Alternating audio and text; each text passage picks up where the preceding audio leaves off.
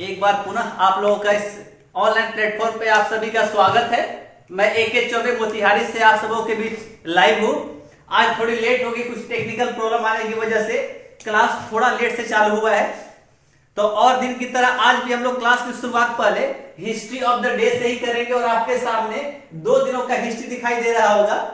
एक 20 मई का होगा और दूसरा 21 मई का। आज का इतिहास देखा जाएगा और इतिहास के सहारे ही प्रयास किया जाएगा कि किस प्रकार से ईयर को या डेट को या मंथ को करेक्ट किया जाए ताकि ऐतिहासिक घटनाओं को याद रखने में कोई परेशानी ना हो। तो पहले शुरुआत करेंगे हम लोग 20 मई के इतिहास से। तो क्लास शुरू करने के पहले आप लोगों के लिए आज का पहला क्वेश्चन, जिसका जवाब आप जितना तेजी से दे सकते हैं दे। तो आज का पहला सवाल है कि राजीव गांधी का जन्म किस वर्ष हुआ था। आज का सबसे पहला सवाल आप सभी के लिए कि राजीव गांधी का जन्म किस वर्ष हुआ था। कमेंट करके सबसे फास्ट और सबसे तेज किसका जवाब आता है ये देखने वाली बात होगी आज का।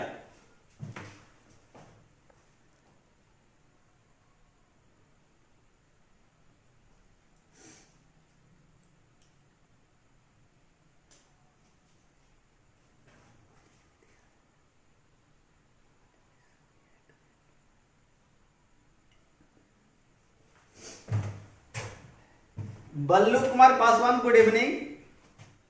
Chandrashekhar ji good evening. सालू सैंकी का, इरशाद आलम का 2 जवाब।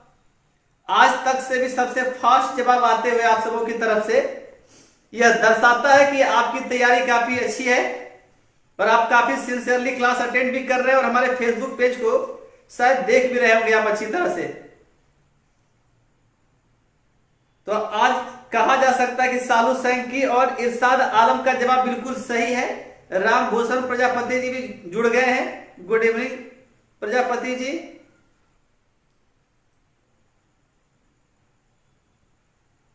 अब तक जितने भी लोग जुड़े हुए एक बार अपनी उपस्थिति यस लिखकर दर्ज कराएं और एक बार प्रतिक्रिया दें कि क्या लाइट और साउंड ठीक है ताकि क्लास को प्रारंभ किया जाए।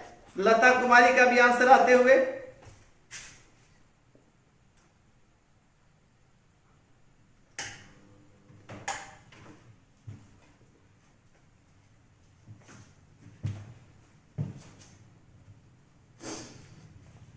एक बार अपनी उपस्थिति यस लिखकर दर्ज करें जितने भी लोग जुड़ चुके हैं।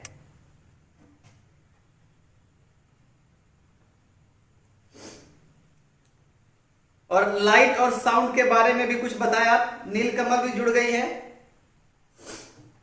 आई होप कि आज प्रकाश की कुछ उचित व्यवस्था की गई है आपके लिए, क्योंकि बहुत शिकायत मिल रही थी कि सर क्वालिटी जो वीडियो की थोड़ी ठीक नहीं आ रही है। तो आज उम्मीद है कि साउंड और लाइट शायद दोनों ठीक होना चाहिए।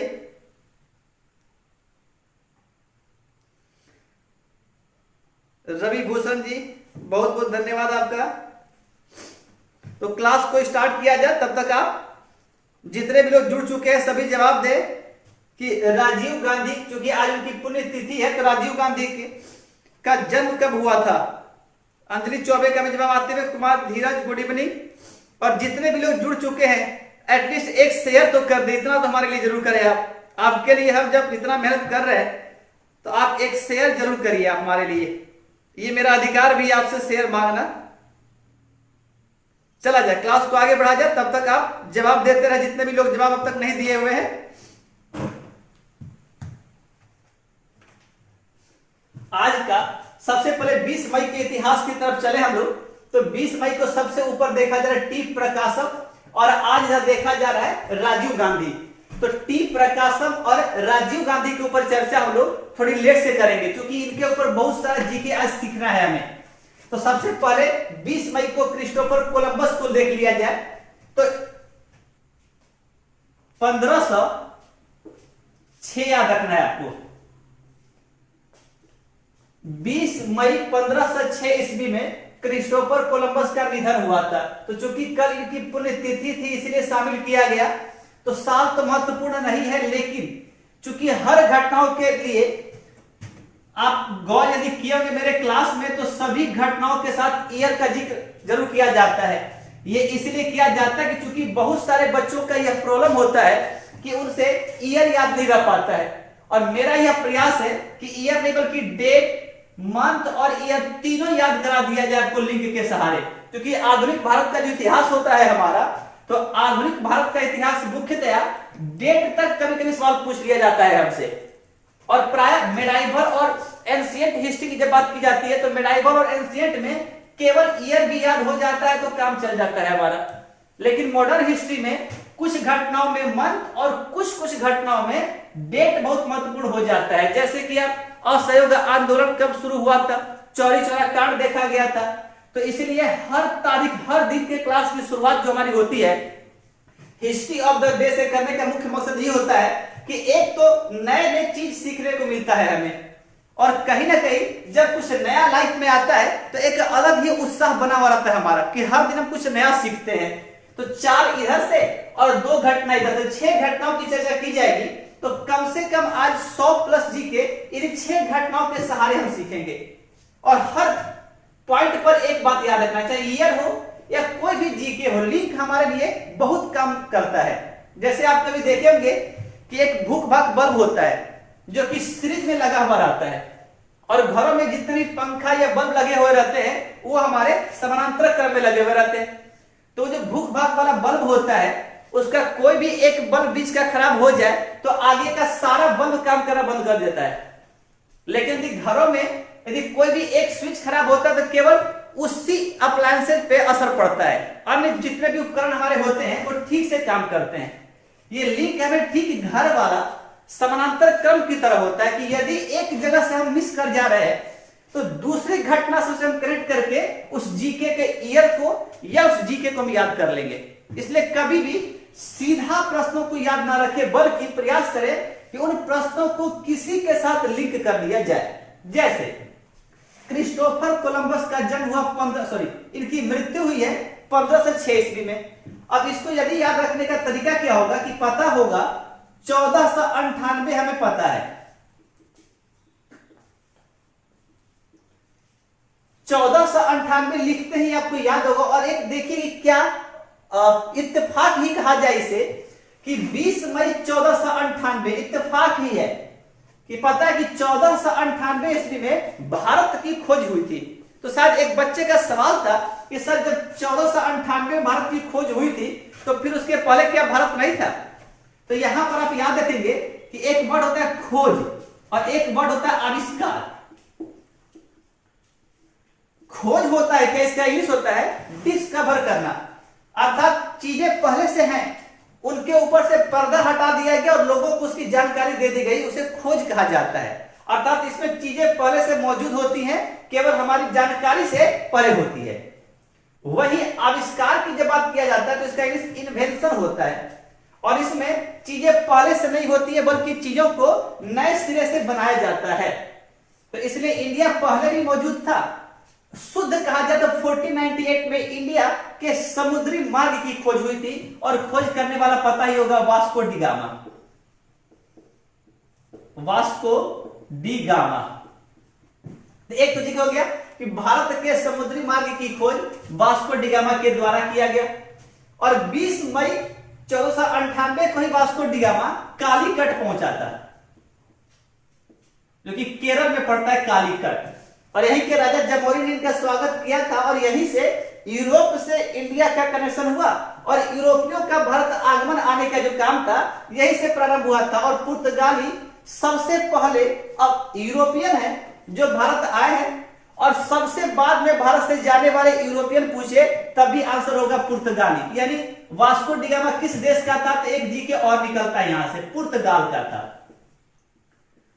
और थोड़ी जानकारी को विस्तृत किया जाए तो पुर्तगाल की राजधानी याद कर ले हम लोग, तो पुर्तगाल की राजधानी लिस्बन। अब घटना देखा जाए 20 मई 1498 को वास्को डी गामा यानी पुर्तगाली यात्री, जिस पुर्तगाल की राजधानी लिस्बन है, उस पुर्तगाली यात्री वास्को डी गामा ने केरल के कालीकट तट पर पहुंचा, और यहां के राजा जमोरी ने इनका स्वागत किया।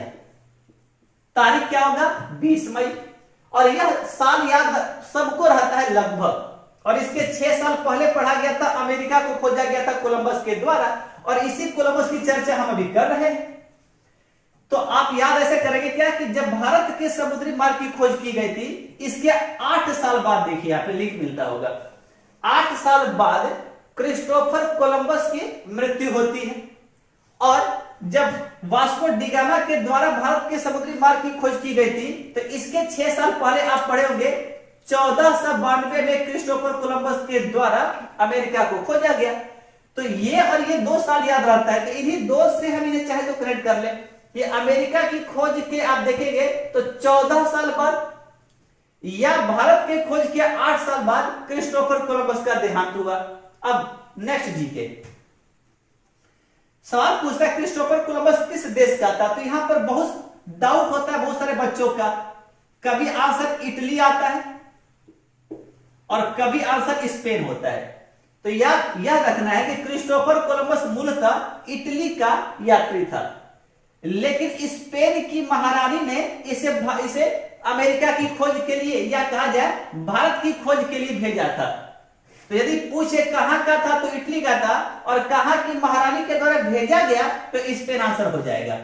अब जी के और चाहते हो बढ़ाना तो इटली की राजधानी आप याद कर लीजिए, और चाहते होंगे तो स्पेन की राजधानी भी आप यहां से याद कर सकते हैं। तो 2 जी के यहां से बढ़ जाएगा आपका। अब आगे कोलंबस के ऊपर एक तो हो गया कि अमेरिका की खोज की थी 1492 ईस्वी में। कोलंबस कहां के यात्री था तो इटली का था, लेकिन स्पेन की महारानी के द्वारा भेजा गया। अब यदि हम क्रिस्टोफर कोलंबस की जीवनी को पढ़ेंगे तो बहुत बड़ी प्रेरणा यह मिलती है कि जब यह खोज पर निकला था, अमेरिका की खोज भारत की खोज पर, तो रास्ता भटकने से अमेरिका खोज दिया था, लेकिन उस समुद्री यात्रा में इनके साथ जितने भी नाविक थे उन सभी ने हिम्मत हार गए थे, सभी जितने भी यात्री थे। और उन सभी को हिम्मत देते देते अंततः एक वक्त ऐसा आया था जब कोलंबस भी हिम्मत हार चुका था कि अब हम लौट जाएंगे, क्योंकि समुद्र में दूर दूर तक उसे कुछ भी दिखाई नहीं पड़ रहा था। और फैसला लिया था कि अगले सुबह यदि कुछ भी दिखाई नहीं पड़ता है तो हम अपनी यात्रा को यहीं समाप्त करेंगे। और अगली सुबह के पहले ही जब उसे किरण दिखाई पड़ी थी, तो उस किरण से इसके अंदर ऊर्जा का ऐसा संचार हुआ कि पुनः जीवित हो गया, कहा जाता है क्रिस्टोफर कोलंबस, और फिर आगे बढ़ा और अमेरिका की खोज कर दी। तो ऐसे महान व्यक्तियों के इतिहास जब हम पढ़ेंगे तो हमें भी बहुत कुछ सीखने को मिलेगा कि हम भी कभी तैयारी करते हैं तो तैयारी के क्रम में लगता गया कि अब नहीं होगा सर, इतना परीक्षा देने के बाद भी रिजल्ट नहीं आ रहा है, तो प्रयास हमें कभी रोकना नहीं चाहिए। रिजल्ट तो आज नहीं तो कल आएगा ही। आगे बिपिन चंद्र पाल, एक तिकड़ी याद होगा हमें, जब इतिहास पढ़ा जा रहा था तो उस तिकड़ी में एक नाम आता था लाल बाल पाल का। लाल बाल और पाल का, जैसा कि पता है कि ये बाल गंगाधर तिलक 1920 में जिस दिन असहयोग आंदोलन की शुरुआत हुई थी 1 अगस्त को, उसी दिन इनकी मृत्यु हो चुकी थी। और लाल के बारे में लाला लाजपत राय याद होगा, तो साइमन कमीशन का विरोध करते हुए 1928 में इनकी मृत्यु। अब बच गए बिपिन चंद्र पाल, तो इनका याद रखना है कि 1932 में बिपिन चंद्र पाल की मृत्यु 20 मई को हुई थी, इसीलिए इनको शामिल किया गया था। बिपिन चंद्र पाल का भी पुण्यतिथि है 20 मई। तो यहां से हम लाल बाल पाल के तिकड़ी को याद रख सकते हैं कि सबसे पहले कौन, तो बाल गंगाधर तिलक, और तीनों तिकड़ी में सबसे मजबूत थे भी यही बीजी तिलक। इनके 8 साल बाद लाला लाजपत राय, और लाला लाजपत राय के 4 साल बाद देखा जाए तो 1932 से बिपिन चंद्र पाल। या दूसरी घटना देखा जाए तो साइमन कमीशन का आना, नेहरू रिपोर्ट के आने के वर्ष इसको कनेक्ट कर दीजिए, असहयोग आंदोलन से बाल को कनेक्ट कर दीजिए, और 1932 याद होगा तो 1930, 31, 32 तृतीय गोलमेज सम्मेलन और पूना पैक्ट जो भी हम लोग पढ़ेंगे, तो पूना पैक्ट या तृतीय गोलमेज के समय पाल का निधन। तो इस प्रकार से लाल बाल पाल पे 3 पॉइंट निकलता है। नेक्स्ट राजकुमार शुक्ल, जैसा कि पढ़ा गया था, तो राजकुमार शुक्ल गांधी जी को चंपारण की धरती पर लाने वाले यही राजकुमार शुक्ल थे, और इनका निधन 20 मई 1929 को हुआ था। अब 1929 देखा जाए तो कांग्रेस का लाहौर अधिवेशन पूर्ण स्वराज की मांग और जिन्ना का 14 सूत्री मांग भी 29 का ही है।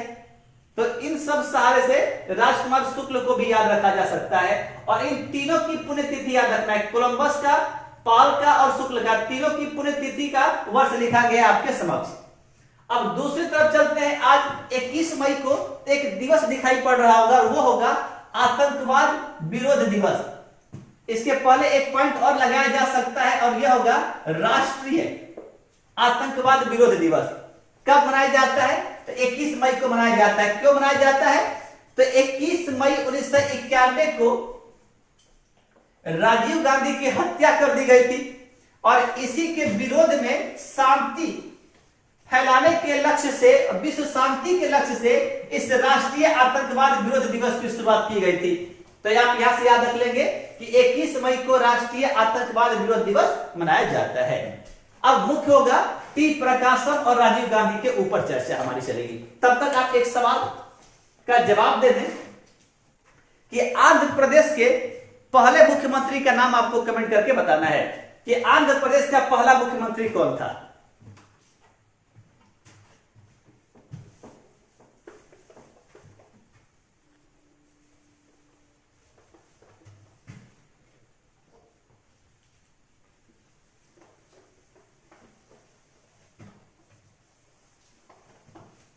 सबसे फास्ट जवाब किसका आता है, यही देखने वाली बात होगी। जवाब तो सभी कर रहे हैं, बट किनका सबसे फास्ट जवाब आता है यह देखना होगा।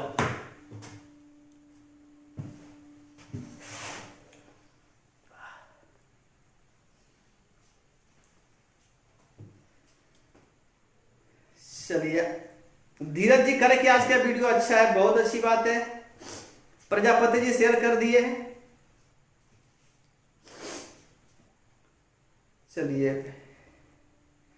बल्लू का करें कि इटली की राजधानी। अच्छा, एक याद रखना है कि एक क्लास में इटली की राजधानी हमसे इरावदी नदी बोला गया था, उसको तो सुधार लेंगे। इरावदी नदी एक्चुअली म्यांमार की राजधानी जो है नेपिदो, उसी से गुजरती है।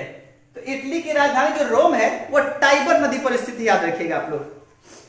प्रिया सिंह का कहना है कि स्पेन का कैपिटल मैड्रिड है। क्या बात है, यानी कि 2 जीके तो आप लोगों के द्वारा दिया गया कि एक तो इटली की राजधानी रोम और प्रिया का कहना है कि स्पेन की राजधानी मैड्रिड। बिल्कुल सही है।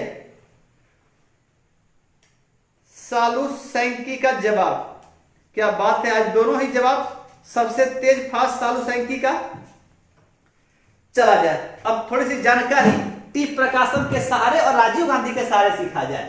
तो टी प्रकाशम याद रखना है, इन्हें आंध्र केसरी के नाम से जाना जाता है। सबसे पहला जीके आंध्र केसरी पूछे कि आंध्र केसरी के नाम से किसे जाना जाता है, तो टी प्रकाशम को।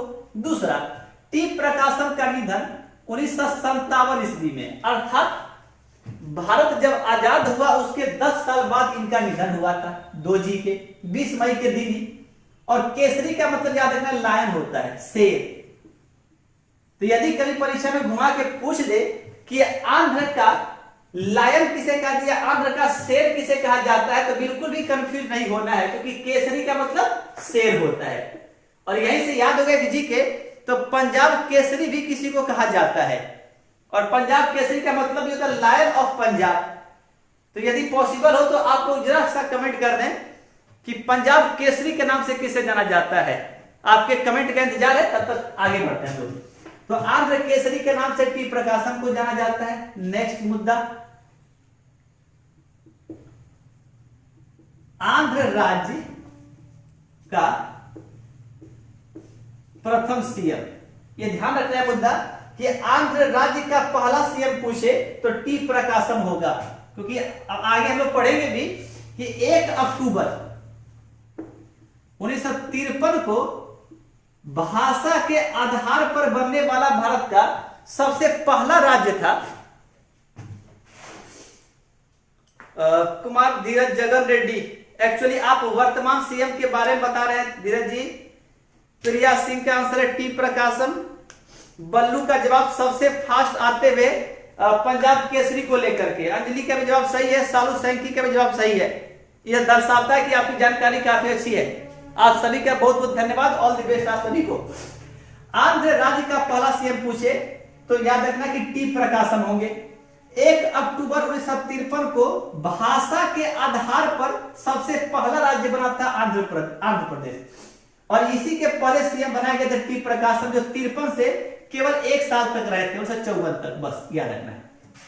उसके बाद याद होगा तो 1956 में संविधान के भाग 1 जब पढ़ेंगे तो 1956 में राज्य पुनर्गठन आयोग का रिपोर्ट 55 में आ चुका था, और उसी के आधार पर 56 में राज्य पुनर्गठन अधिनियम लाया गया। और इसी राज्य पुनर्गठन अधिनियम के पश्चात 14 राज्य और 6 केंद्र शासित प्रदेश बनाए गए थे भारत में। और इसके बाद 56 में जब आंध्र प्रदेश बना, तो इस आंध्र प्रदेश का पहला सीएम पूछ लिया लेकिन आंध्र प्रदेश का पहला सीएम पूछे आपसे, तब आंसर करना है नीलम संजीव रेड्डी। तो 2 जी के बिल्कुल याद रखना कि आंध्र राज्य का पहला सीएम पूछेगा तो टी प्रकाशम, और आंध्र प्रदेश का पहला सीएम पूछे तो एन.एस. रेड्डी। और ये एन.एस. रेड्डी साहब, नीलम संजीव रेड्डी साहब याद रखना है कि 1956 से 60 रहे थे।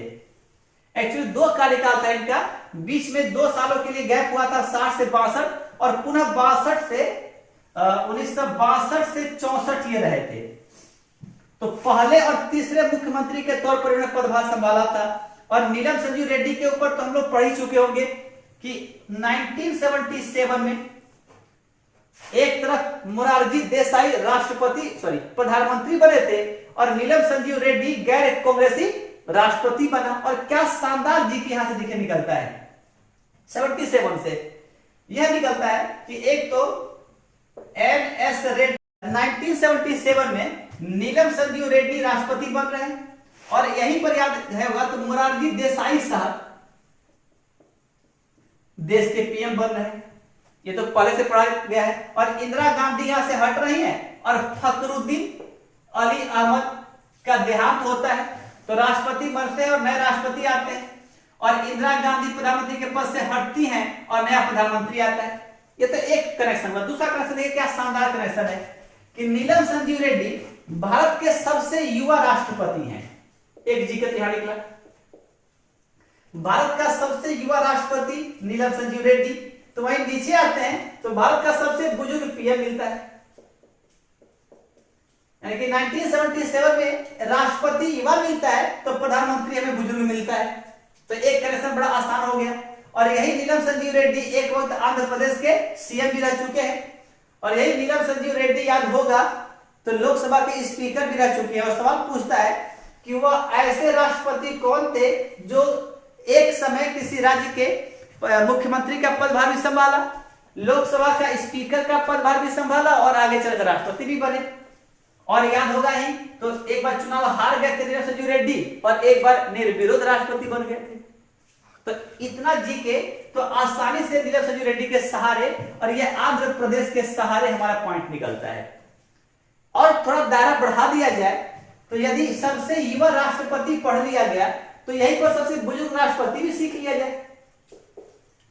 तो सबसे बुजुर्ग राष्ट्रपति पूछे तो आर वेंकट रमन याद रखना है। आर वेंकट रमन भारत के सबसे बुजुर्ग राष्ट्रपति हैं, और नीलम संजीव रेड्डी सबसे युवा राष्ट्रपति हैं।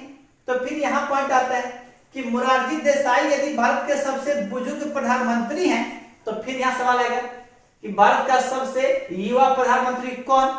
और ऊपर देखिए आज पढ़ना ही है हमें राजीव गांधी को। केवल 40 वर्ष की उम्र में राजीव गांधी याद रखना है कि देश के प्रधानमंत्री बने थे, मात्र 40 वर्ष। और इसी 40 को डबल कर दीजिए तो देसाई साहब मिल जाते हैं, यानी लगभग 81 साल में 81 इयर्स में कमाल संभाली थी देसाई साहब ने। तो सबसे युवा प्रधानमंत्री राजीव गांधी, सबसे बुजुर्ग देसाई, राष्ट्रपति युवा पूछे तो एस रेड्डी, और सबसे बुजुर्ग पूछे तो आर वेंकट रमन। ये 4 सवाल। अब आगे देखा जाए, यदि सवाल फिर एक और डाले जाए कि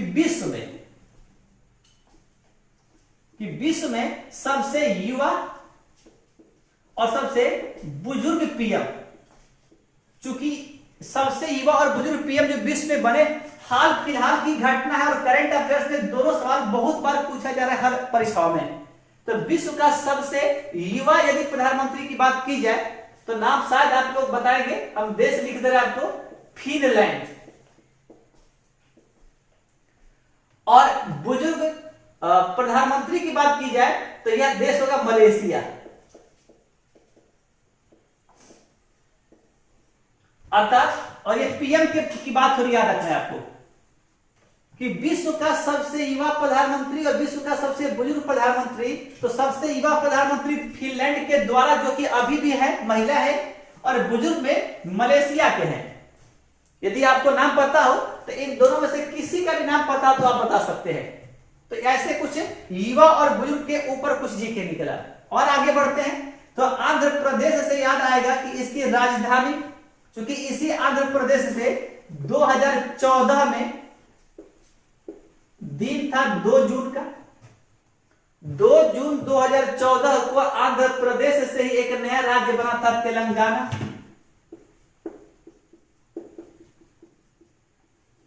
और तेलंगाना और आंध्र प्रदेश दोनों की संयुक्त राजधानी बनाई गई थी हैदराबाद केवल 10 वर्षों के लिए। और आंध्र प्रदेश के लिए एक अपनी राजधानी बनाई जा रही है।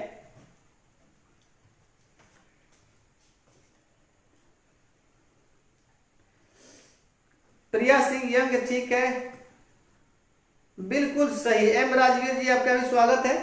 हाँ बिल्कुल सही है। विश्व का पूछे सबसे युवा प्रधानमंत्री तो फिनलैंड की, ठीक है, साना मारिन है, बिल्कुल सही है। और सबसे बुजुर्ग प्रधानमंत्री मलेशिया के, उनका भी नाम हो तो आप कमेंट करके बताएं, तब तक कहानी को आगे बढ़ाया जाए। तो तेलंगाना और आंध्र प्रदेश दोनों की राजधानी हैदराबाद 10 वर्षों के लिए बनाई गई। और एक जगह है अमरावती, तो इसी अमरावती को आंध्र प्रदेश की राजधानी के तौर पर डेवलप किया जा रहा है। और यह आगे आंध्र प्रदेश का राजधानी अमरावती हो जाएगा। तो इतना सा सवाल, यही से सवाल एक और निकाल दिया जाए तो कुचिपुड़ी निकल जाएगा कि कुचिपुड़ी किस राज्य का लोक नृत्य है। तो आंध्र प्रदेश का एक तरीका यह भी है कि पूड़ी को कुछ कुछ के अंधे लोग ही खाते हैं। तो यहां से भी एक कॉन्सेप्ट निकलता है कि कुचिपुड़ी कहां का लोक नृत्य है, आंध्र प्रदेश का। तो ऐसे बहुत सारे सवाल को जितना हमें जानकारी हो उतने प्रश्नों को लिंक जरूर करके सीखा जाए। तो इतना सा टी प्रकाशम के सारे कुछ पॉइंट निकलता है। अब चलते हैं राजीव गांधी के ऊपर।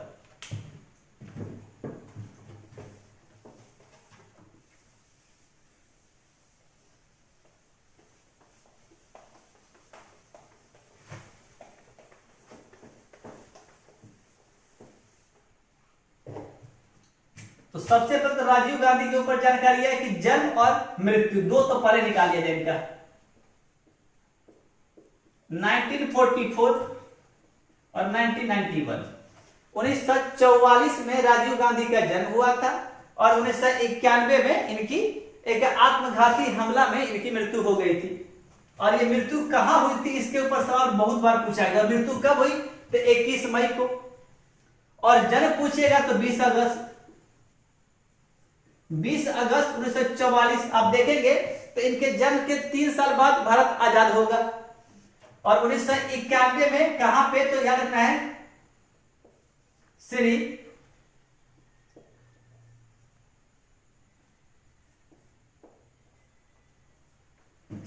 पेरम्बदूर, ये तमिलनाडु में एक जगह पड़ता है। यहीं पर इन्हें बम धमाके में इनकी मृत्यु हो गई थी। और इसके पीछे बताया जाता है कि LTTE का हाथ था, लिबरेशन टाइगर्स ऑफ तमिल ईलर, जो कि श्रीलंका में काफी फेमस था। इसी के की एक महिला थी जिसने कि बम के जरिए राजीव गांधी को उड़ा दिया था 1991 में एक रैली के दौरान। अब अभी पढ़ा गया था कि राजीव गांधी सबसे युवा प्रधानमंत्री हैं और 40 वर्ष की उम्र में पदभार संभाला। तो 44 में जब जन्म हुआ तो स्वाभाविक बात है कि 40 जोड़ेंगे तो 1984। आप केवल लिंक को ध्यान से देखिएगा, कितनी घटनाओं को लिंक किया जा सकता है आसानी से हमारे द्वारा। 44 में इनका जन्म, 40 वर्ष सबसे युवा प्रधानमंत्री हुए तो 40 वर्ष की उम्र में प्रधानमंत्री बनते, तो 84 में प्रधानमंत्री बने। और प्रधानमंत्री का कार्यकाल सबको पता होता है 5 सालों का, तो कब तक रहे होंगे। ये पीएम का कार्यकाल निकल चुका है इनका कि 1984 से 1989 तक 1989 तक देश के प्रधानमंत्री रहते हैं। अब 84 याद होगा तो एक तारीख तो बहुत ही महत्वपूर्ण होता है हमारे लिए, 31 अक्टूबर। 31 अक्टूबर 1984 को इंदिरा गांधी को इनके ही बॉडीगार्ड के द्वारा, 2 बॉडीगार्ड के द्वारा गोली मार दिया गया था। तो 84 से एक और याद होता था कि इंदिरा गांधी की हत्या कब हुई, 1984 तारीख 31 अक्टूबर। और उसी 31 अक्टूबर को राजीव गांधी पदभार संभाले थे प्रधानमंत्री का, और कुछ दिनों बाद चुनाव हुआ था और फिर चुनाव के बाद यह 5 साल के लिए प्रधानमंत्री बनाए गए थे। एक और रोचक फैक्ट देखिए क्या शानदार होता है, 44 में तो आप 20 साल और जोड़ दीजिए आप, तो साल आता है 64 का। केवल घटनाओं को लिख कीजिए, सबसे आसानी से याद हो जाएगा। राजीव गांधी के जन्म के 20 साल बाद आप देखिए, प्लस 20, 64 याद आ रहा होगा तो 27 मई, अभी जस्ट कुछ दिन पहले ही चर्चा हुई थी, सॉरी कुछ दिन पहले नहीं, शायद आने वाले समय में हम चर्चा करेंगे। 27 मई 1964 को जवाहरलाल नेहरू का देहांत, और यानी कि राजीव गांधी के जन्म के 20 साल बाद जवाहरलाल नेहरू का देहांत, और जवाहरलाल नेहरू के आप देखा जाए तो 20 साल बाद इंदिरा गांधी का देहांत 31 अक्टूबर को, और इंदिरा गांधी के मरने के बाद राजीव गांधी प्रधानमंत्री बनते हैं। तो ये 20-20 सालों का एक लिंक हमारा तैयार हो जा रहा है। अब आगे चलते हैं। राजीव गांधी का जो मूल नाम था राजीव रत्न गांधी था, लेकिन कहा जाता है कि राजीव गांधी को जो राजीव नाम दिया गया था यह जवाहरलाल नेहरू के द्वारा ही दिया गया था। इसके पीछे का लॉजिक यह था कि जवाहरलाल नेहरू की पत्नी का नाम था कमला नेहरू, और कमला नेहरू की मृत्यु 1936 में ही हो गई थी, और इन्हीं के मृत्यु के 8 साल बाद इनका जन्म हुआ था। तो जवाहरलाल नेहरू अपनी वाइफ कमला, चूंकि कमला का मतलब कमल होता है और राजीव का मतलब ही कमल होता है, तो इन्हीं के नाम को यादगार बनाने के लिए जवाहरलाल नेहरू ने राजीव गांधी का नाम राजीव रखा था। राजीव गांधी एक्चुअल में कहा जाता है कि यह राजनीति में क्योंकि पायलट बनना चाहते थे, और यह भी सवाल पूछा गया परीक्षा में कि राजीव गांधी मूलतः पायलट बनना चाहते थे, लेकिन इनके परिवार में पता नहीं एक दुखद घटनाओं का श्रृंखला ही प्रारंभ हुआ था। और साल याद रखिएगा 1980 का, जब इंदिरा गांधी दोबारा प्रधानमंत्री बनती हैं, और इसी 1980 में इंदिरा गांधी के पुत्र थे संजय गांधी, और बिहार एसएससी में सवाल ये पूछा गया था, प्लेन लिख सकते हैं आप, प्लेन दुर्घटना, कि प्लेन दुर्घटना में संजय गांधी की मृत्यु हो जाती है 1980 में, और ये संजय गांधी का जो इंटरेस्ट था पॉलिटिक्स की तरफ था, और राजीव गांधी का इंटरेस्ट था पायलट बनने की तरफ। जब 80 में संजय गांधी की मृत्यु हो जाती है तो मां इंदिरा गांधी की सहायता के लिए राजीव गांधी 1982 में 1982 में अमेठी से चुनाव लड़ते हैं, और पहली बार सांसद बनकर आते हैं ताकि अपनी मां इंदिरा गांधी को सपोर्ट कर सके। और सांसद बनने के केवल 2 साल के बाद जब इनकी मां का देहांत होता है तब पुनः देश की कमान राजीव गांधी के द्वारा संभाली जाती है। और 31 अक्टूबर भी बड़ा शानदार है कि 31 अक्टूबर को इंदिरा गांधी का जन्म है, और 31 अक्टूबर को पटेल की पुण्यतिथि है, सॉरी 31 अक्टूबर को इंदिरा गांधी की मृत्यु हुई है, और 31 अक्टूबर को ही पटेल का जन्मदिन है। और इंदिरा गांधी को आयरन लेडी ऑफ इंडिया कहा जाता है, यानी कि भारत की आयरन महिला कहा जाता है, और पटेल को भारत का लौह पुरुष कहा जाता है। तो ऐसे भी याद कर सकते हैं कि 31 अक्टूबर को लौह पुरुष का जन्म होता है और आयरन लेडी की मृत्यु होती है। तो लौह पुरुष पृथ्वी पर आते हैं और आयरन लेडी जो है ऊपर जाते हैं, स्वर्गवास होता है। तो ऐसे घटनाओं को हम लिंक कर सकते हैं। अब राजीव गांधी के 5 साल के कार्यकाल में आप याद रखिए 1986 में एनईपी नई शिक्षा नीति किसी की देन है, तो राजीव गांधी के कार्यकाल में ही 1986 में नई शिक्षा नीति लाई गई थी, याद रखना है। 1985 में राजीव गांधी के समय ही जीएपी गैप लाया गया था। इसको गंगा एक्शन प्लान कहा जाता है। गंगा को साफ करने के लिए राजीव गांधी के प्रधानमंत्री बनने के ठीक अगले ही साल 85 में गंगा एक्शन प्लान लाया गया और उसके अगले साल न्यू एजुकेशन पॉलिसी या नई शिक्षा नीति लाई गई। और एक पॉइंट याद रख लीजिए, जब इंदिरा गांधी की मृत्यु हुई थी तब बहुत सारे लोग कांग्रेस छोड़कर दूसरे पार्टी में जाने को तैयार हो रहे थे और इसी को दल बदल को रोकने के लिए इनके प्रधानमंत्री बनने के ठीक अगले साल 85 में ही इन्होंने संविधान में संशोधन किया था 52वां।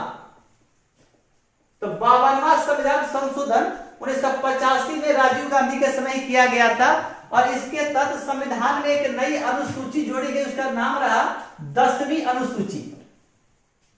और इस 10वीं अनुसूची में दल बदल को गैर कानूनी घोषित किया गया था। ये राजीव गांधी के समय याद रखना है। और जब 1989 में राजीव गांधी प्रधानमंत्री के पद से हटते हैं तो हटते हटते एक संशोधन भी होता है उसी साल, याद रखना है, 61वां संविधान संशोधन 1989 में होता है। और चूंकि भारत के सबसे युवा प्रधानमंत्री हैं तो हमेशा युवाओं की बात करते थे और इसी के आधार पर भारत में जो वोट देने का जो उम्र था, मतदान की उम्र को 21 वर्ष से कम कर 18 वर्ष किया गया था।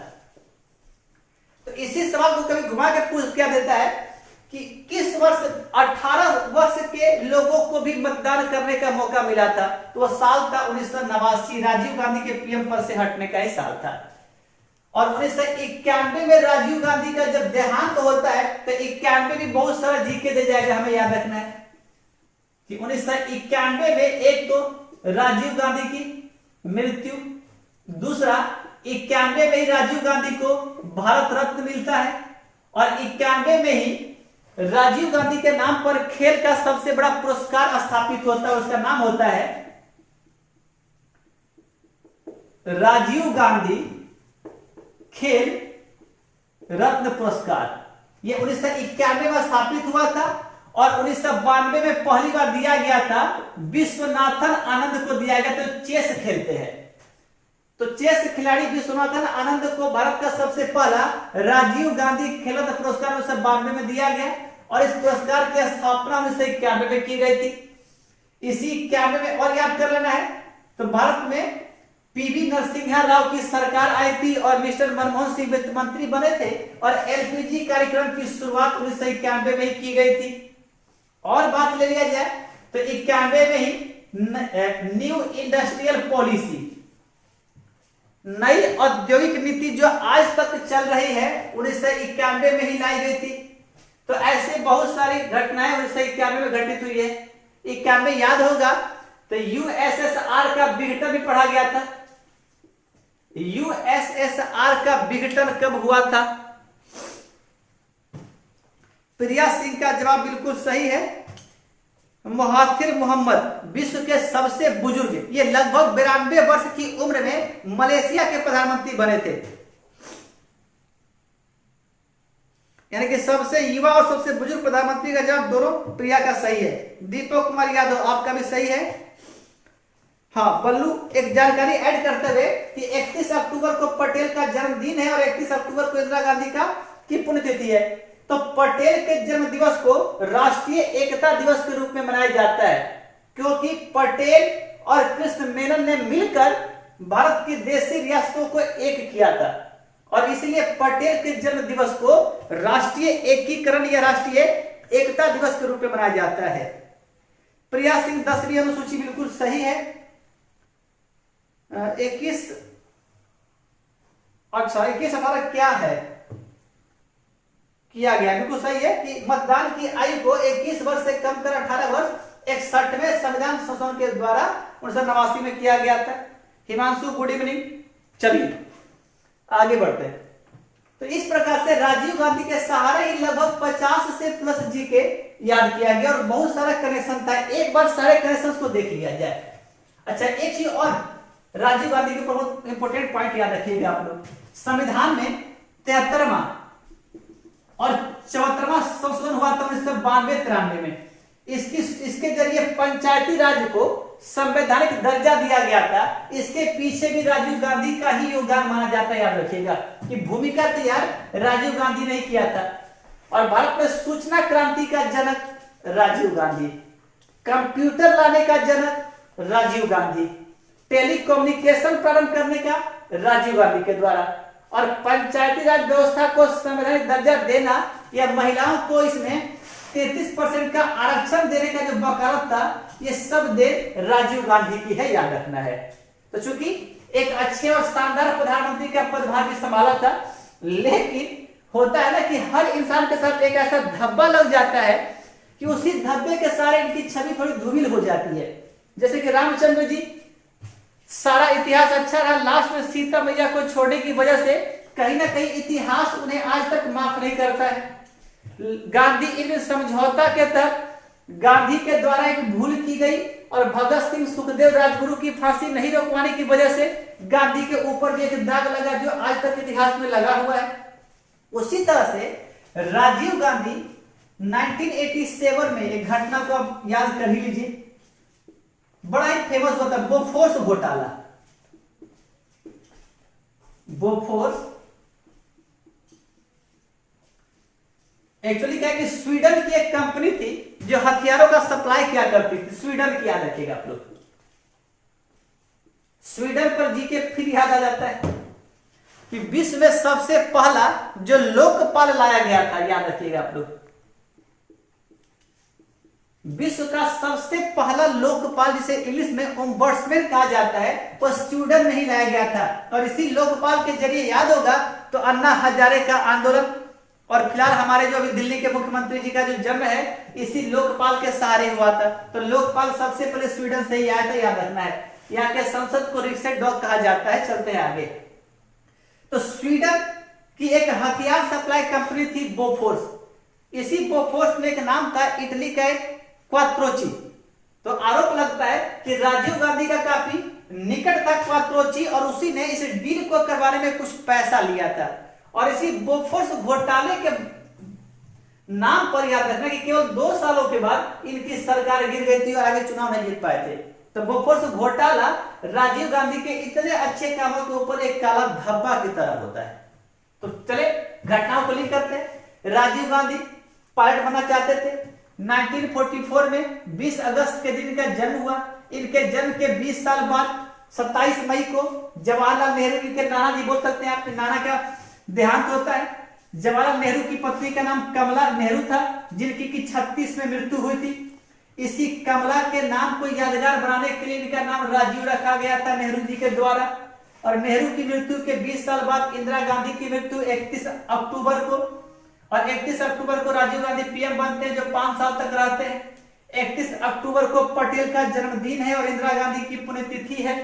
और पटेल के जन्म दिवस को राष्ट्रीय एकता दिवस के रूप में मनाया जाता है क्योंकि उन्होंने मेनन के साथ मिलकर के 559 देशी रियासतों को भारत में मिला लिया था। 21 मई 1991 को तमिलनाडु के श्रीपेरुम्बदूर में इनकी बम धमाके में मृत्यु होती है और इसीलिए 21 मई को राष्ट्रीय आतंकवाद निरोध दिवस के रूप में मनाया जाता है। प्रधानमंत्री बनने के जस्ट अगले ही साल 85 में कहा जा सकता है कि गंगा एक्शन प्लान और 85 में ही 52वां संविधान संशोधन के तहत 10वीं अनुसूची को जोड़ा गया संविधान में और दल बदल को गैर कानूनी घोषित किया गया। 61वें संविधान संशोधन के जरिए मतदान की आयु को 21 वर्ष से कम कर 18 वर्ष किया गया। 1989 में 1986 में नई शिक्षा नीति लाई गई। 91 में इनकी मृत्यु होती है। 91 में यूएसएसआर टूटता है। 91 में ही राजीव गांधी को भारत रत्न भी दिया जाता है। 91 में राजीव गांधी खेल रत्न पुरस्कार स्थापित किया जाता है जो अगले ही साल विश्वनाथन आनंद को सबसे पहली बार दिया जाता है। 1991 में एलपीजी कार्यक्रम मनमोहन सिंह के द्वारा प्रारंभ किया जाता है पीवी नरसिम्हा राव की सरकार में। और 91 में ही नई औद्योगिक नीति भी लाई जाती है जो अब तक चल रही है। बोफोर्स घोटाला किससे संबंधित है? राजीव गांधी से।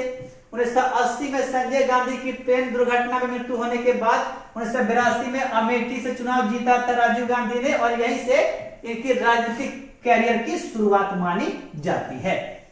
बिहार एसएससी के एग्जाम में सवाल अगर पूछा गया था कि निम्नलिखित में से किस राजनेता की मृत्यु विमान दुर्घटना में हुई थी, तो आंसर था संजय गांधी।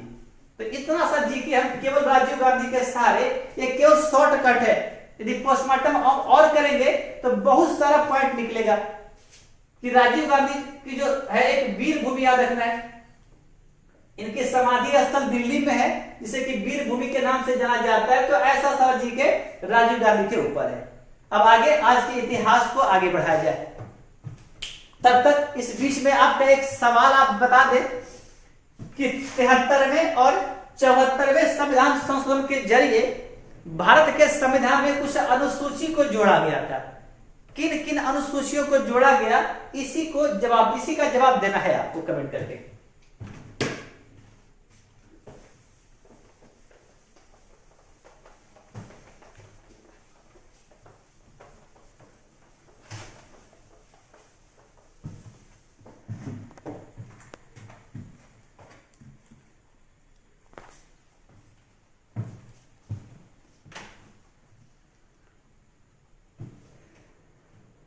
हाँ बिल्कुल सही है बल्लू, आपका प्रश्न है आप लोगों का कि 73वां और 74वां जो संशोधन हुआ था उसके जरिए संविधान में दो नई अनुसूचियों को जोड़ा गया। उन्हीं दोनों का नाम आपको केवल बताना है बस।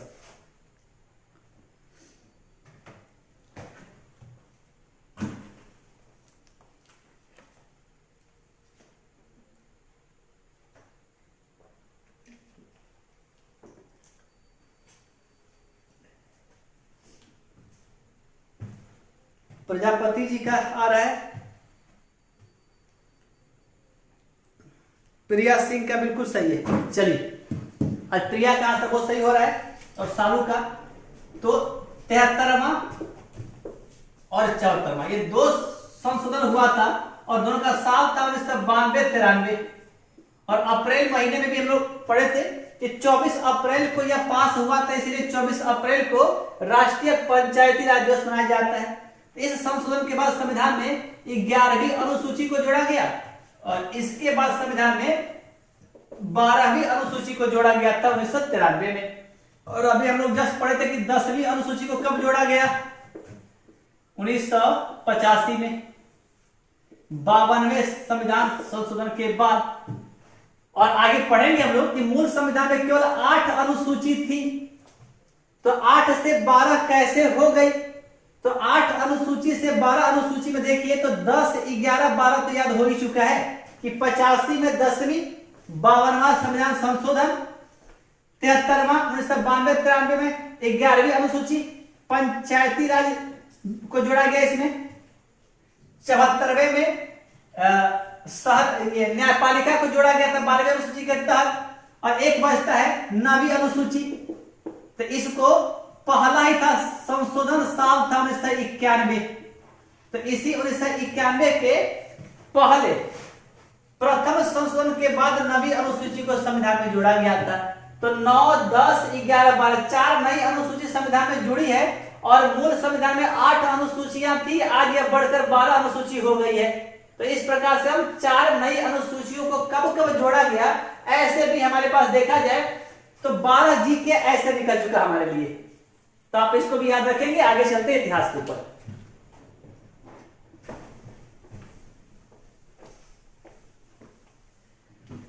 अब लास्ट दिन 1930, 1931 और 1932 ये कहा जा सकता कि आर, टी और सी हुआ था। आरटीसी का मतलब हो गया राउंड टेबल कॉन्फ्रेंस। तो गोलमेज सम्मेलन 3 हुआ था, एक 1930-31 में, दूसरा 1931 में और तीसरा 1932 में। प्राय परीक्षा में पूछता है तो 30 ही देता है पहले वाले को, तो आप क्यों याद रखेंगे कि पहला राउंड टेबल कॉन्फ्रेंस 30 में हुआ, दूसरा 31 में, तीसरा 32 में। अब यहां देखना है कि पहले गोलमेज में और तीसरे गोलमेज के दौरान गांधी जी गिरफ्तार थे और गांधी जी की गिरफ्तारी का इतिहास आप देखेंगे तो चौरी चौरा कांड के बाद आपको याद होगा कि 10 मार्च 1922 को गांधी जी को गिरफ्तार किया गया था चौरी चौरा कांड के बाद, और 2 साल के बाद 5 फरवरी 1924 को गांधी जी को छोड़ दिया गया। तो एक गिरफ्तारी तो गांधी जी की यहां हुई थी और 24 में जेल से छूटने के बाद इन्होंने बेलगाम अधिवेशन की अध्यक्षता की थी। दूसरा याद होगा तो दांडी यात्रा के बाद, जो 6 अप्रैल को दांडी यात्रा हुआ था, और अप्रैल के ठीक बाद आपको याद होगा तो मई आता है। तो मई 1930 में एक बार को फिर गिरफ्तार किया गया था, याद होगा तो, और 30 में गिरफ्तार किया गया, और 1931 में इनको फिर छोड़ दिया गया। फिर 1932 में गिरफ्तार किया गया, और 1933 में इनको छोड़ दिया गया। ये लिंक याद रखिएगा, क्योंकि याद रखना सबसे बड़ी समस्या है कि साल कैसे याद रखा जाए। तो पहले अभी फिलहाल महीना को छोड़ दिया जाए। याद ऐसे रखना है कि 30 को गांधी जी होते हैं अरेस्ट,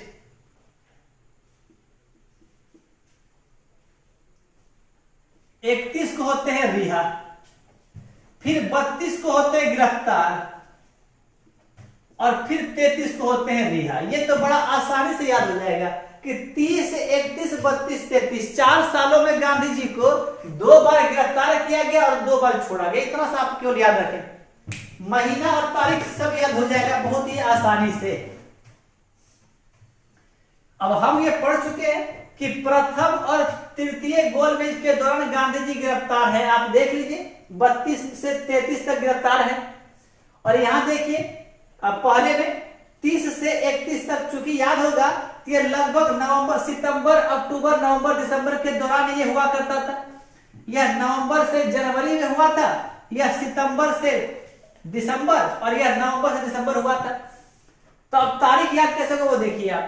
याद कीजिए 6 अप्रैल का दिन, 6 अप्रैल 1930 को गांधी जी ने नमक कानून को तोड़ा था, और उसी 6 अप्रैल के बाद आपको याद होगा बताए थे 4 या 5 मई।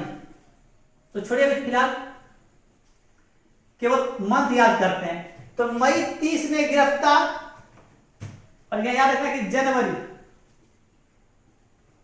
जनवरी 31 में इनको छोड़ दिया गया। बड़ा ही ऐसा अच्छा लिंक है। मई 1930 में गांधी जी को गिरफ्तार किया गया, जनवरी 31 में छोड़ दिया गया। फिर देखिएगा जनवरी में गिरफ्तार और मई में छोड़ दिया गया। तो लिंक बड़ा ही आसान है। देखिए मई 30 में गिरफ्तार, तो जनवरी 31 में छोड़ दिया गया, फिर जनवरी 32 में गिरफ्तार, तो मई 33 में छोड़ दिया गया। तो पहले साल याद रखना कि 30 में गिरफ्तार, 31 को रिहा, 32 गिरफ्तार, 33 रिहा। फिर महीना याद रखना कि मई से जनवरी और जनवरी से मई। अब इस तारीख की बात की जाए तो आपको याद होगा यह 4 और 5 मई था, क्योंकि रात्रि के समय इनको गिरफ्तार किया गया था। और ये याद होगा यदि 1931, तो याद रखिए गांधी इन समझौता के चलते इनको 26 जनवरी का दिन याद होगा आपको कि 19 जनवरी 1931 को पहला गोलमेज खत्म हुआ, और उसके 7 दिन बाद गांधी जी को छोड़ा गया था। तो 26 जनवरी 31 को गांधी रिहा होते हैं। फिर याद होगा तो द्वितीय गोलमेज में भाग लेकर जब लौटते हैं दिसंबर महीने में, और फिर से इनका विचार होता है कि 32 में हम सविनय अवज्ञा आंदोलन फिर से स्टार्ट करेंगे। तो जनवरी में स्टार्ट करने के पहले ही इनको 4 जनवरी को फिर गिरफ्तार कर लिया जाता है इनको, और 33 में फिर इनको मई में छोड़ा जाता है, और यह डेट होगा 8 मई का। तो आसान हो गया, 4 से 5 मई 26 जनवरी 31, 4 जनवरी 32 और 8 मई 33, ऐसे करके गिरफ्तार हुए हैं। अब इन्हीं के आधार पर आगे का मेरा जो प्लान होगा जीके वो स्टार्ट होता है। देखिए हुआ क्या, 1931 में द्वितीय गोलमेज हो रहा था, जो पता है सितंबर से दिसंबर के वक्त। तो दिसंबर में जब गोलमेज खत्म होने के पश्चात गांधी जी दिसंबर के महीने में 31 में ही आते हैं इंडिया, और इंडिया आने के बाद प्लान करते हैं कि पुनः सविनय अवज्ञा आंदोलन स्टार्ट किया जाएगा 32 में, और जनवरी 32 में इनको गिरफ्तार कर लिया जाता है। और इस 32 में क्या क्या चेंज होगा याद रखना है। एक तारीख बड़ा ही महत्वपूर्ण होगा, 16 अगस्त। 15 अगस्त को हम आजाद हुए, उसका एक दिन बाद है 16 अगस्त। और 31 में एक चीज और याद रखना है, अप्रैल का महीना। अप्रैल 1931 में याद रखना है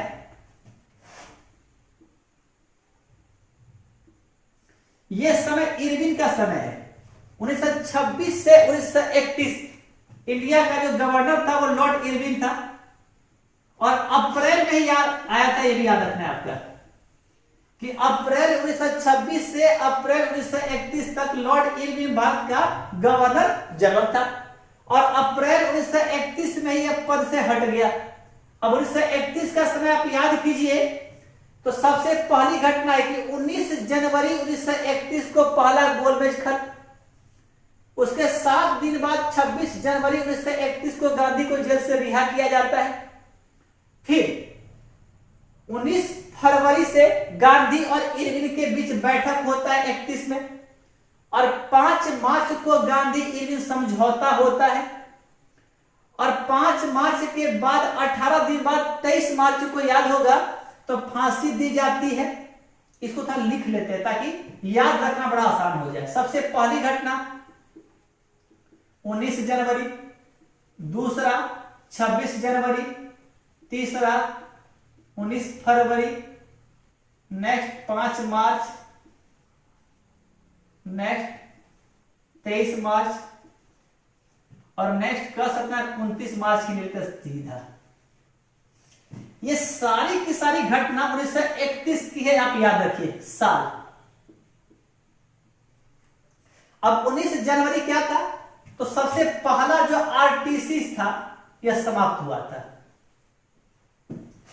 इसके 7 दिन बाद याद होगा तो गांधी को रिहा किया गया है, जो कि आप ऊपर देख सकते हैं।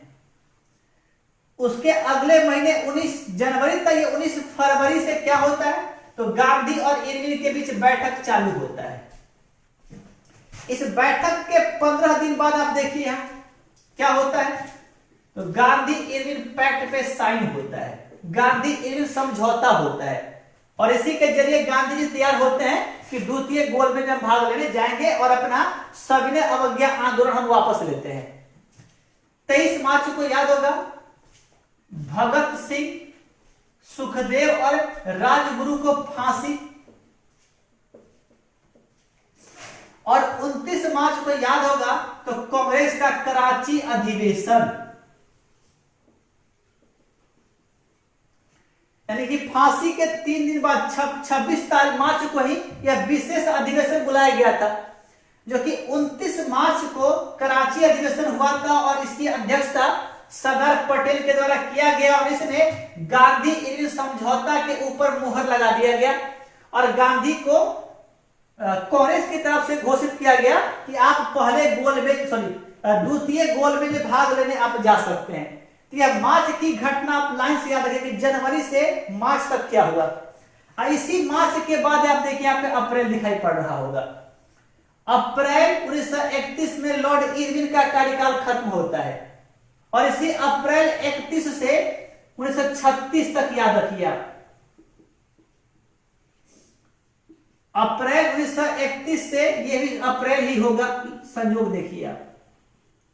अप्रैल 1936 तक एक नया लॉर्ड आएगा, उसका नाम होगा वेलिंगटन, और यहीं से कहानी फिर दूसरी तरफ जो है करवट लेगी।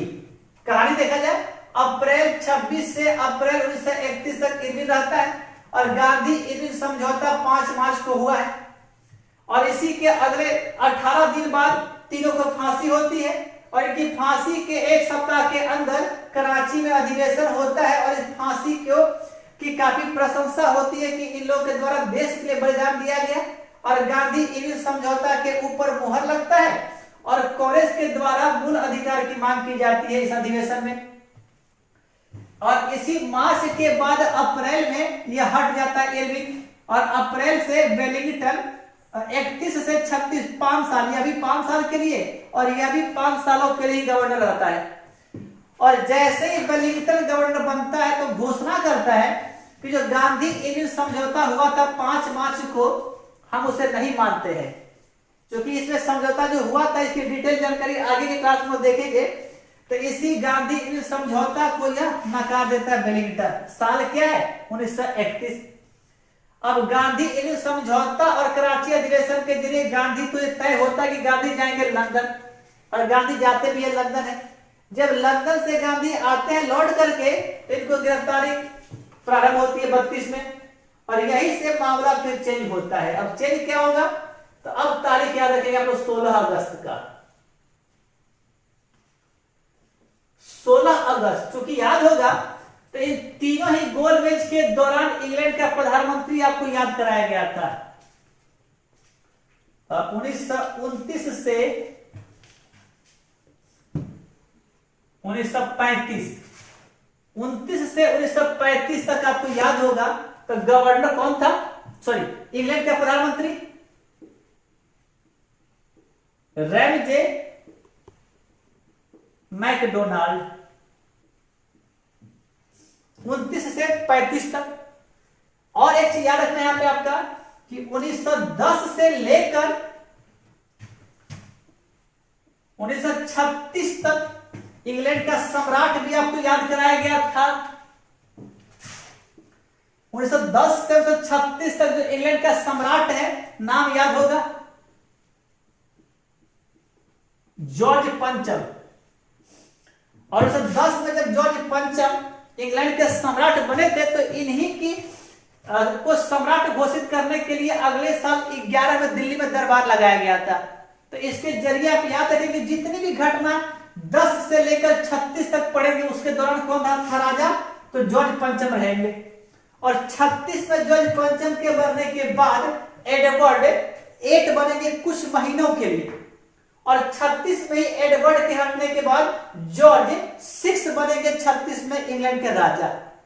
और 36 से लेकर 1952 तक ये इंग्लैंड के राजा कौन रहेंगे, तो जॉर्ज पंचम के बाद कौन आएगा, तो जॉर्ज 6 बनेंगे।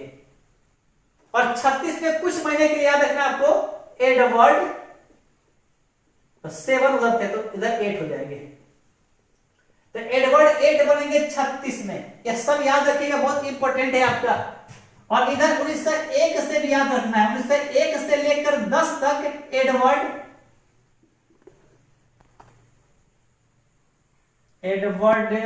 सप्तम। तो एडवर्ड सप्तम 1901 से 10 से 36 तक देखा जाए जॉर्ज पंचम।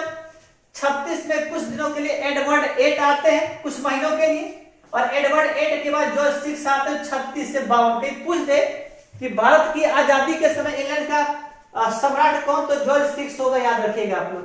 भारत छोड़ो आंदोलन के समय इंग्लैंड का राजा कौन, तो जॉर्ज 6 होगा, याद रखना है।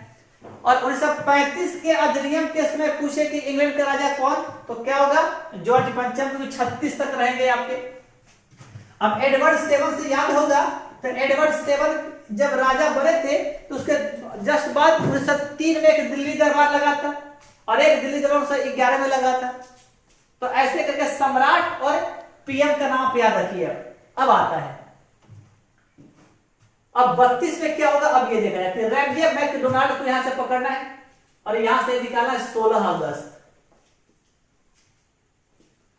16 अगस्त को रैमजे मैकडोनाल्ड, आपको याद होगा तो द्वितीय गोलमेज सम्मेलन जो असफल हुआ था, और इसी में केवल गांधी जी भाग लिए थे इसी वाले में।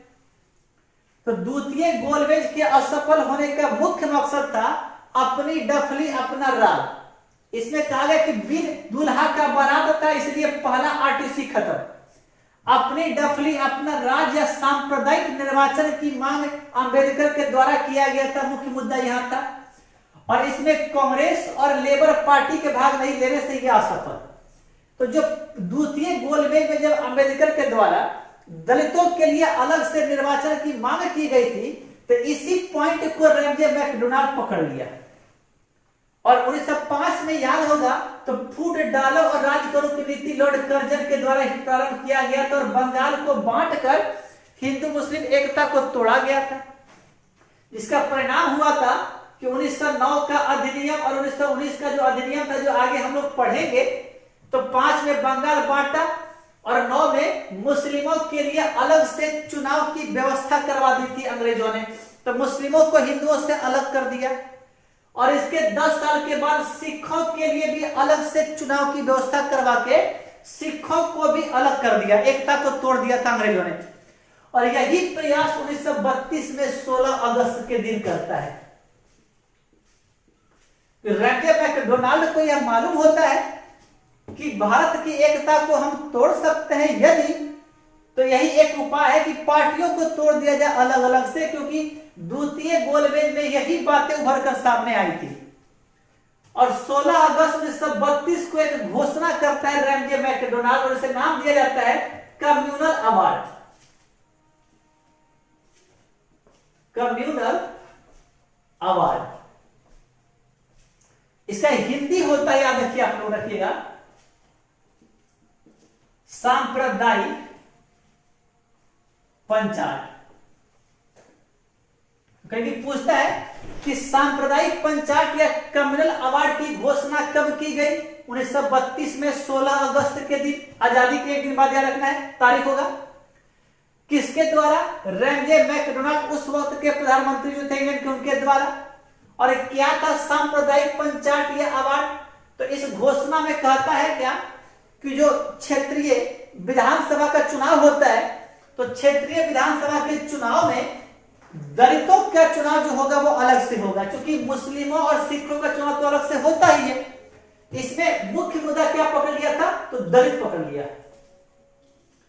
कि दलित का जो चुनाव होगा वो अलग से कराया जाएगा। और दलितों को 71 सीट दिया गया था इसके द्वारा। तो यह भी बड़ा महत्वपूर्ण होता है कि सांप्रदायिक पंचायत या कम्युनल अवार्ड के जरिए रैमजे मैकडोनाल्ड ने पूरे प्रांतीय विधानसभा में 71 सीट दलितों के लिए रखा। और जब 16 अगस्त को जब घोषणा करता है, तो अब जैसा गौर कीजिए, जनवरी में गांधी गिरफ्तार हो चुके हैं 32 में ही, और मई 33 में रिहा होंगे। और इस बीच में देखिए गांधी जी कहां पर हैं? तो यह याद रखें कि यरवदा जेल में। यरवदा जेल कहां है? तो पुणे में है। एक मूवी संजू मूवी आई थी, तो संजू मूवी में भी आपको याद होगा, तो जो हीरो है उस मूवी के जो बाहर निकलते हैं जेल से, इसी यरवदा जेल से निकलते हैं। तो पुणे के यरवदा जेल में गांधी जी 4 जनवरी को गिरफ्तार कर लिए गए। और उसी 32 में, अगस्त महीने में 32 में कम्युनल अवार्ड की घोषणा होती है। और जब इसकी जानकारी गांधी को जेल में मिलती है, तो इसके 2 दिन बाद, 16 अगस्त के 2 दिन बाद क्या होगा? 18 अगस्त। 18 अगस्त को गांधी जी के द्वारा घोषणा किया जाता है कि यदि यह अवार्ड वापस नहीं लिया जाता है तो हम आमरण अनशन करेंगे। इसकी धमकी दी जाती है गांधी जी के द्वारा 18 अगस्त को। लेकिन इस धमकी के ऊपर मैकडोनाल्ड या अंग्रेजों का कोई असर नहीं पड़ता है। और तब जाकर अगस्त के जस्ट अगले ही मंथ को आप देखें तो सितंबर आता है। और सितंबर का थोड़ा जगह पर दिक्कत है, यहां देखिएगा 20 सितंबर यहां याद रखिएगा आप लोग। सर दिखाई दे रहा होगा यहां से 20 सितंबर, और 7 तो आप देख ही लेंगे सब 32 में हो रहा है। 16 अगस्त को अवार्ड की घोषणा 71 सीट देने की बात दलितों के लिए हो गई।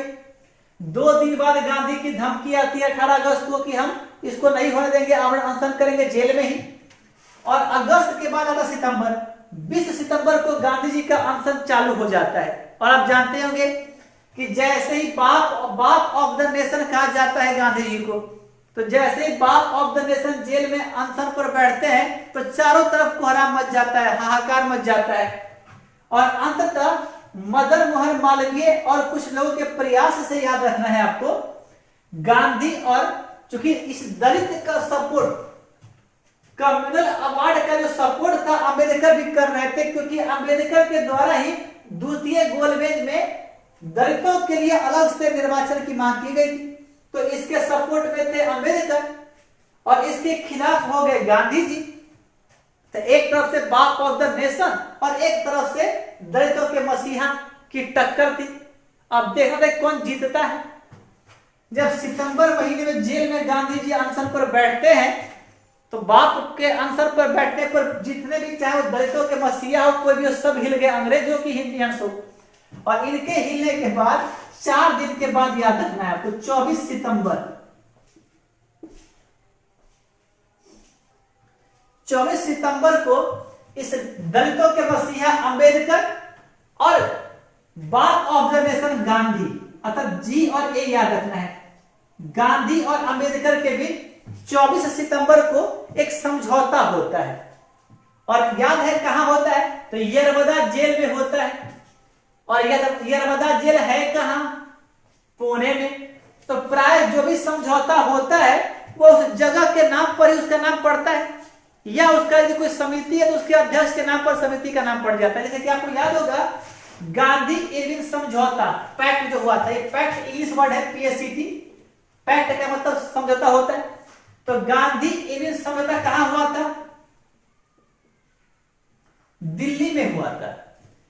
और इसी के नाम पर इसका नाम क्या पड़ा था? आपको याद होगा दिल्ली समझौता भी। और यह भी सवाल पूछता है कि दिल्ली समझौता के नाम पर किसे जाना जाता है? तो कहा जाता है गांधी इरविन समझौता को ही माना जाता है। और 24 सितंबर को गांधी और अंबेडकर के बीच पुणे के यरवदा जेल में जब होगा समझौता, तो नाम क्या पड़ेगा? तो इसी का नाम पड़ता है पूना समझौता या पूना पैक्ट। ये बार बार याद होगा आपको, PACT पैक्ट वर्ड आ रहा होगा। 1916 याद कीजिए, लखनऊ पैक्ट। तो पैक्ट का मतलब समझौता होता है, तो लखनऊ पैक्ट मतलब लखनऊ समझौता। गांधी इरविन पैक्ट मतलब गांधी इरविन समझौता। और पूना पैक्ट या पूना समझौता, यहां भी हम पैक्ट ही वर्ड इस्तेमाल करते हैं कि परीक्षाओं में प्राय पैक्ट वर्ड देता है। तो आपको याद रखना कि पैक्ट इंग्लिश वर्ड है, इसका मतलब होता है समझौता। तो सवाल पूछेगा पूना पैक्ट कब हुआ? तो सिंपल सा साल पूछे तो साल हो जाएगा 1932। मंथ पूछे सितंबर, डेट पूछे 24 सितंबर को हुआ था। कहां हुआ था? पुणे के यरवदा जेल में हुआ था। किसके बीच हुआ था? तो गांधी और अंबेडकर के बीच हुआ था। और इसमें क्या निर्णय हुआ? किसकी जीत हुई? दलितों की हुई या गांधी की, अंबेडकर की, गांधी जी की? तो गांधी जी ने कहा कि देखो दलित जो है, क्योंकि अंग्रेज पहले से ही मुस्लिम और सिख को हमसे अलग कर चुके हैं, अब दलित भाइयों को हमसे तुम अलग मत करो। अंबेडकर को कह रहे हैं, और दलित भी हमारे ही भाई हैं। तो मुस्लिम और सिख के अलावा एक कैटेगरी हुआ करती थी, सामान्य कैटेगरी, जनरल की कैटेगरी हुआ करती थी। तो हम इन दलितों को अलग से कोई सीट नहीं देंगे, उसी सामान्य कैटेगरी में से ही कुछ सीट हम इनको दे देंगे। और वह सीटों की संख्या जो होगी कम।